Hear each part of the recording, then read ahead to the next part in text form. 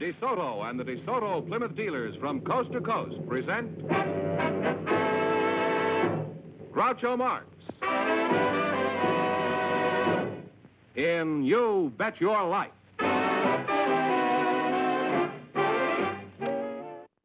Ladies and gentlemen, the secret word tonight is name, N-A-M-E. And now, the one, the only...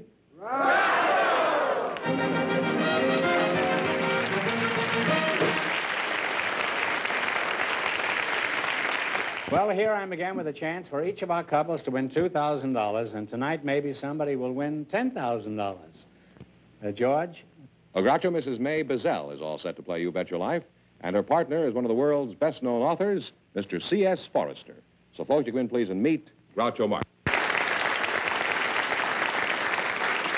Say the secret word, and you each get an extra $50. It's a common word, something you always have with you. Mr. Forrester, it's nice to know you.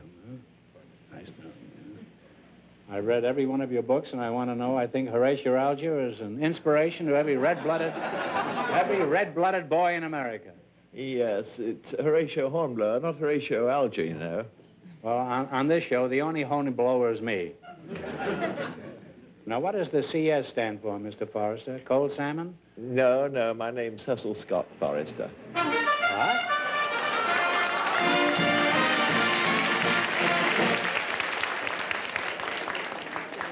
Well, you just said the secret word, cold salmon. So you win $50, and your partner here wins $50. The word tonight is name. Where are you from, CS? I was born in Cairo, Egypt. You were born in Cairo? Yeah. I'm a British subject. Oh. My father was a British government servant. Well, where did you go after you left Egypt? I lived in England then. Oh. Are you still living in England? No, I live in Berkeley, California now. Oh, Berkeley, huh? Why do they call it Berkeley? In England, they call it Berkeley, California, don't Yes, some snobs started that fashion about 200 years ago. Now, what have you got against Southern California? Why do you live up north in Berkeley? You don't mind if I call it Berkeley, huh? Yeah, My Berkeley is worse than my Berkeley, you know. Yeah. Oh, down here your weather's too regular. I like to have to look out of the window to see what the weather's doing. You want more extemporaneous weather. That's quite right. It's the exact right word. Oh. It's sheer luck that I had that word. Now, I know the audience is interested, and I'd like to discuss your old friend, Captain Horatio Hornblower. How many Hornblower books have been sold? Oh, there have been 8 volumes, about 2 million copies. 2 million copies, huh? Do you have any advice for people who want to write? Oh, yes. The best thing to do is to write, I think. Well, that ought to stop a lot of people cold, including a lot of writers. What was your last book, Horatio? I'd rather you said my latest book, you know. Your latest book, yes. That's a fine point, but I get the distinction. The Age of Fighting Sail. It's a history of the War of 1812. What is your name again? May Bazell. May Bazell. Are you related to Eddie Bazell, the famous director? I'm afraid not. I wish I were. Well, I wouldn't be afraid of it if I were you. He happens to be a very nice man. Where are you from, May? I was born in Kentucky and raised in Ohio. Are you married, May? Yes, I am. How did you meet your husband? Which one? I really don't care as long as we keep the ball bouncing. How many times have you been married? Twice. Oh, well, that's not too bad. Well, it's been fun talking to you two, but now it's time to play You Bet Your Life. You both know how to play the game, huh? Yes. All right, well, let's see how you do in the quiz. Remember your partners. We want one answer between you on all questions. You selected a dictionary quiz. Why, you dirty crook, you, huh? Well, I'm going to ask you some questions, and if you miss 2 in a row, you're through. And if you get 4 in a row right, you win $1,000 plus a chance later of doubling your money. All right, now, what is a carbine? It's a small rifle. That's right, or a musket, yes, either one. We have 1 right, 3 more, and you'll have $1,000. I had a frankfurter with musket this morning. Now, what is a Mastiff? Yeah, would you say it again? A Mastiff. M-A-S-T-I-F-F. Big dog? Big dog? It's a big dog. I would say a large dog, yes. 2 right, you're on your way to your 1,000. All right, now what is a javelin? That? A spear that you throw. A spear that you throw. Well, you don't necessarily have to throw it. It's a spear, huh? You You can retain it if you want to. Huh? You have 3 right, 1 more, and you'll have your $1,000. I thought javelin was a cup of coffee. Now, what is a spigot? Tap in a barrel? It's a tap in a barrel. You're too smart for us, Mr. Hornblower, and you've won $1,000. 4 in a row.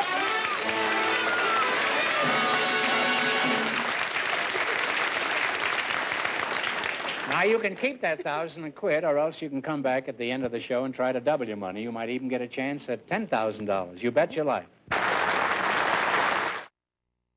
Groucho, here are Eileen Thomas and Elmer von Scheibel, who'd like to play You Bet Your Life. Say the secret word, and you win an extra $100. It's a common word, something you find around the house. Eileen Thomas and Elmer von Scrabble. A charming couple indeed. Elmer, I guess I'd better start with you. If I just leave you standing there, you might take off. How tall are you, Elmer? 6 foot 7 inches tall, Groucho. You're a pretty long fellow. That's a pretty long haircut you've got there, too. Let's see, you're Elmer von Schiabel? That's not me, no. No, you're Eileen Thomas. That's You right. must be. That's all I have left, huh? Now, is that Miss Thomas or Mrs. Thomas? Miss. Miss. Well, a miss is as good as a mile. And on a lonely night, considerably better, huh? Where are you from, Eileen? I was born 6 miles from London in a place called Highgate. Highgate, huh? Is that anywhere near Lowbridge? No. Well, just where is Highgate? It's about 6 miles from London, Oh. in the heart of London. I lived there for 17 years until I was bombed during the war. Then I moved to a You place... were on the bum for 16 years? Well, Eileen, you have a very unusual accent. Do people in England ever comment about it? Well, no, they all speak the same way there.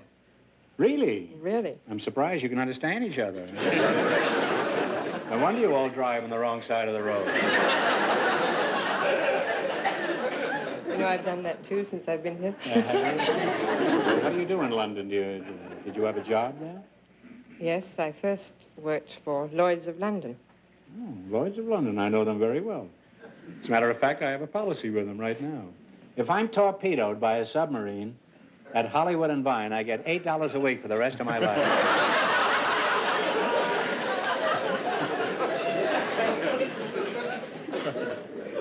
What else did you do in London? Well, then I went to the Ministry of Information and worked as a secretary there. What did you do after that? Then I went to work for Tyrone Power as his secretary. Tyrone Power. Did you like that? Loved it. Mm-hmm. Then who'd you work for? Then I went as secretary companion to Ava Gardner. Now you're talking, Karen. How'd you like your job with Ava? Loved it. Exciting? Very. We went to... Did she mention me at all?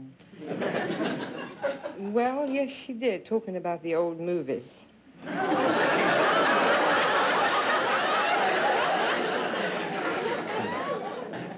Are you in California on a visit, or are you working here? No, I'm not. I'm here. I'm working as a secretary to Eddie Fisher. Who? Eddie Fisher. What does he do? Well, he sings. Is he very popular? Well, I would think he was probably the America's greatest singer. You happen to be speaking to the head rock of the Elvis Presley Rock and Roll Club.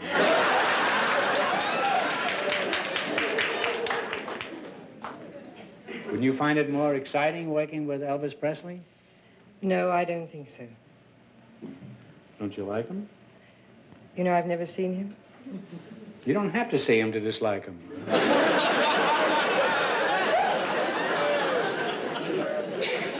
So you work with Eddie Fisher, eh?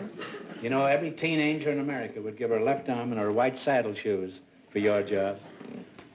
When he gives you dictation, do you squeal and squirm? Well, hardly, Groucho, because you see, I'm not really a teenager. How old are you? 33. You can squeal when you're 33. But not taking I've heard him dictation. squeal at 50. Well, what are your duties as Eddie Fisher's secretary? Answer the telephones, make his appointment, help Is he out. very busy? Yes, he's very busy. And I help send out about 2,000 fan letters a week. He gets 2,000 fan letters a week? Sometimes more. Certainly doing better than me. Well, I've had one fan letter in the last 3 months. A fellow wrote me and asked me where he could buy an Essex.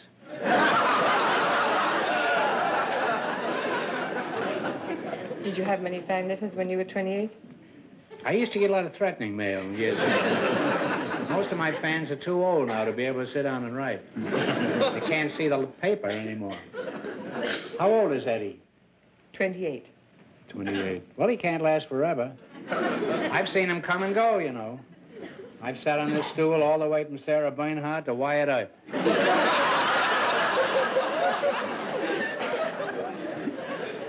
Eileen, what are your plans for the future? Are you eventually heading back to London? No, I love it here. I'm very happy here. I have a boyfriend here, so I'm going to stay and take out American citizenship, I hope. Well, I hope so, too. You won't get homesick here. Every night on television, you can watch old English movies. By the way, what do you get on TV in England? More old English movies? No, more old American movies. Well, you survived the Blitz. I'm sure you can survive that. Elmer, let's get back to you. Do you have a nickname, or should I keep calling you Elmer? No, Groucho, they call me Slim or Snowdrift. They call you Slim? How old are you, Slim? I'm 44. 44. Are you married? Yes, Groucho, I'm married. How long? Well, sort of new at it since May the 10th of this year. What do you think of it? It's all right. Newlywed, eh? Yes, sir. Your head is really in the clouds. You're 44 and you just got married last May? Yes, sir. Are you sorry that you marked time for such a long period? Well, no, I didn't exactly mark time. I've done it twice before. You weren't marking time, you were doing time.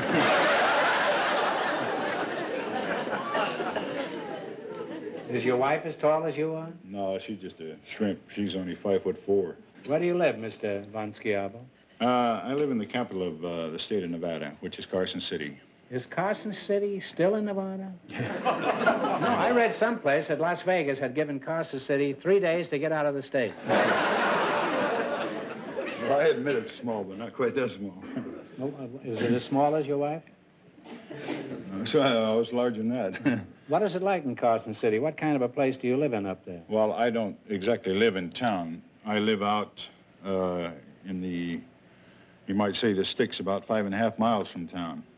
On account of my wife and 21 huskies, I should say. You have 21 kids?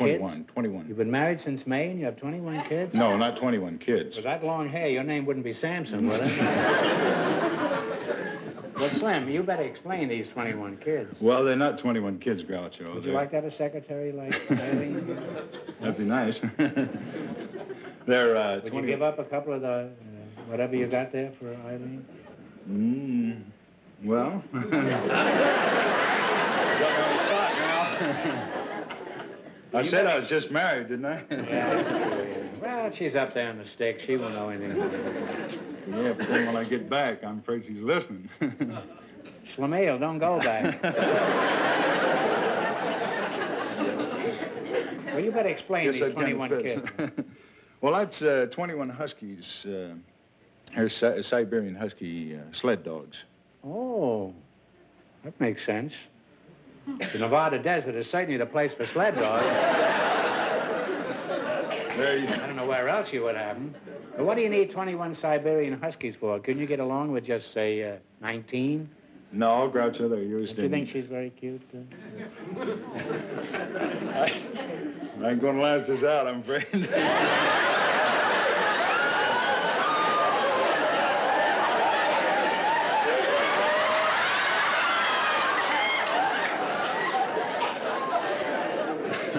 I know what it is to be on the spot now. Elmer, Slim, I want to ask you a question. What's up? Suppose you went back to the Sticks with Eileen and introduced her to your wife as your secretary. What would her reaction be? You mean whose reaction? Eileen's or my wife's? No. Your wife's reaction. Well, the closest thing I could think of would be past history when Vesuvius went up. I wasn't present at the moment, but... Well, I mean, the explosion that occurred then would be second rate, I believe, to the missus. I mean, with 21 huskies jumping at your throat for salad. Why do you need all these mutts for up there? Well, Groucho, I use these mutts or dogs or huskies, whatever you want to call them, for rescue work. Primarily, that is their work in the High Sierras. Also, I go on demonstrations and in fairs and lectures on the dogs, about the dogs. When you get a flash that somebody's stranded in the snow, do you come bounding up the slopes with a keg of brandy around your neck? Yeah? No, Groucho, that... Or do you drink it before you get there? And just give them the empty keg. You know what they say, you can't have your keg and eat it. Nobody ever said that, Eileen. No. It's a base cannot. It's like you can have both. Yes, you can. We don't use brandy because after a shot of brandy or after giving a patient or a victim brandy, he will be colder within a half an hour than he was previous to the time that he drank the brandy. But we give him soups. After a half hour with a keg of brandy, who cares if he's cold? Well, that's true, too. Slim, your job is pretty risky, isn't it? I've been up in the High Sierras in the winter, and it's like the North Pole. Do you ever get scared up there? Well... When you see those snowy wastes? Yes, you do. Well, don't the girls up there have snowy wastes? Can't we leave the women out of this? You're getting We me can, but it'll be right dull. Well,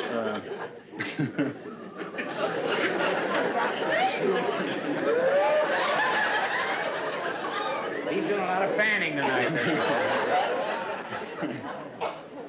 Now, when I start say that it might be cold, and I am scared. This times I am scared, but of all the deaths, that would be the most pleasant death, the way to die. What, by the freezing keg of to brandy? death. No, by freezing to death. Freezing to death is Freezing a pleasant way to die? Yes.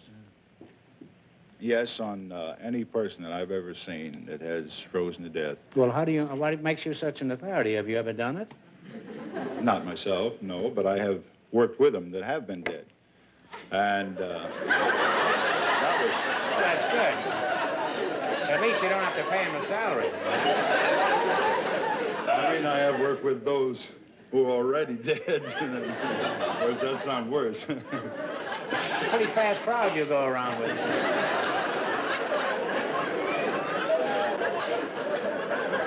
Well, you're a charming couple, and it's been most interesting talking to you two. Now, we're going to play... You selected popular music of the last 20 years. You both know how to play this game, you bet your life. Uh-huh. Jack Meakin will play some tunes, and you name them. If you miss 2 in a row, you're out. If you get 4 in a row right, you win $1,000 plus a chance later of doubling your money. Remember, just one answer between you. Good luck, and here we go. What is this tune? Play, Jack.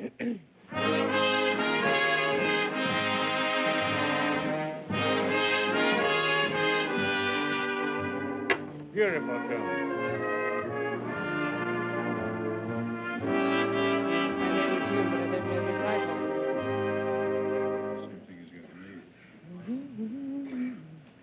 Don't know the title. No other love have I. You should have known that. Well, that's one wrong. Don't get another one wrong in a row, or you'll be all finished. Now, don't get another one wrong. Identify this one. Play it, Jack.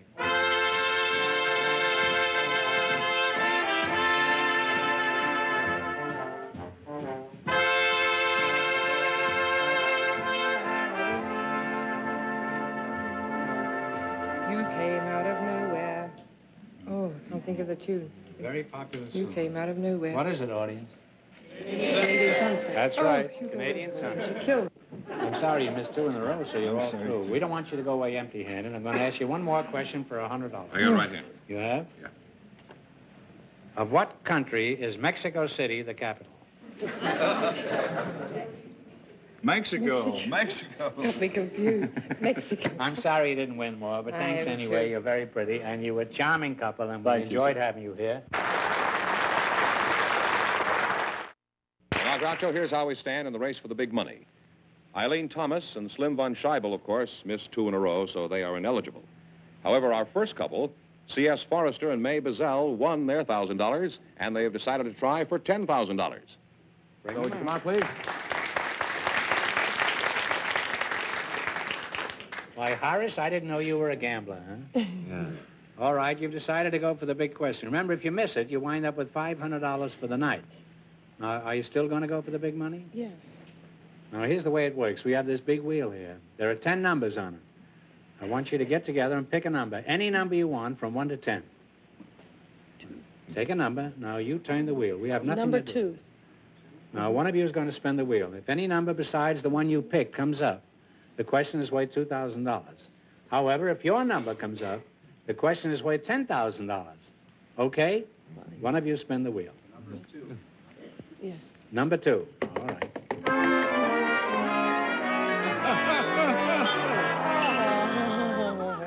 Your number was 10, and it landed on 10. No, number 2. The number 2, and it landed on 10. So this question is worth $2,000. Right? When McKinley was assassinated, Teddy Roosevelt succeeded him. For $2,000, who succeeded James Garfield when he was assassinated?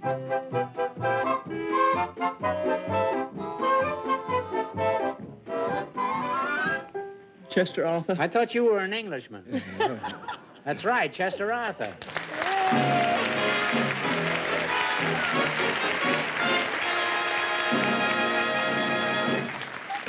I thought you were an Englishman.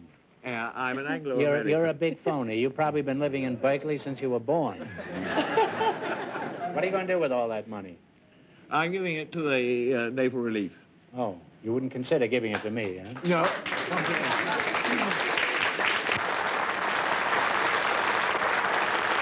Remember, your DeSoto dealer sells 2 great cars. The outstanding 170 horsepower DeSoto Fire Dome V8 and the beautiful 54 Plymouth. America's best buy low-price car. DeSoto, Plymouth, both products of the Chrysler Corporation. Friends, go in to see your DeSoto Plymouth dealer tomorrow. And when you do, tell him Groucho sent you. Be sure to tune in next week, same time, same station, for Groucho Marx in You Bet Your Life. Brought to you by your DeSoto Plymouth dealer. And don't forget to listen to You Bet Your Life every Wednesday night on radio.